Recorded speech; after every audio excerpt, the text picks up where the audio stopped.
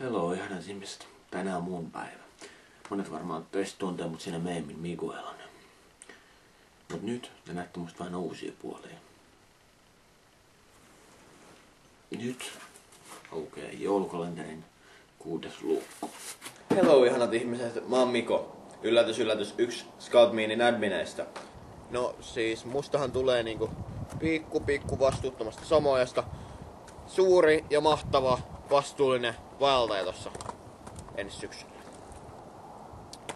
Todellakin vastuullinen vaeltaja. Musta tulee vaeltaja.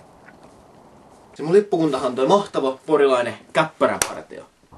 Millainen mä voisin muistaa? Millainen mun ensimmäinen koulureppu oli? Mä en edes muista, mihin mä oon mun huivini jättänyt. Wow.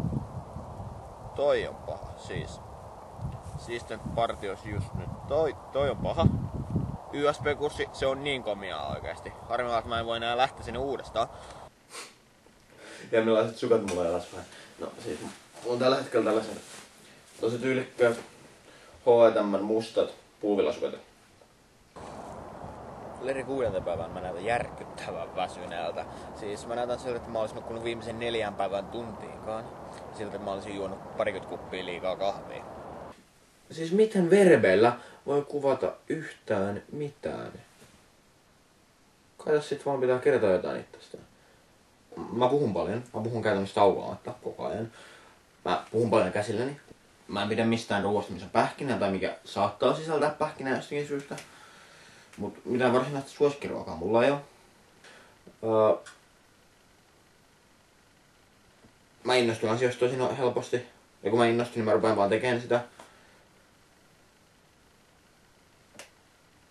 En kauheasti mieti, että saanko mä sen homman oikeesti tehtyä. Mä en ole realisti. Mä oon oikeastaan ehkä yksi epärealistisimpia ihmisiä, mitä on olemassa. Hello taas ihanat ihmiset. Laitelkaas kysymyksiä ton kommentteihin. Vastaile niihin kysymyksiin mun viimeisessä videossani. Kysymykset voi olla ihan mitä tahansa. Scout-Meanista, musta, maailmasta yleensä, muista admineista, mun yksityiselämästäni tai muiden admineiden yksityiselämästä. Eikä sillä ole väliä, vaikka ei oikeastaan olisi mitään kysyttävää. Kysykää silti jotain.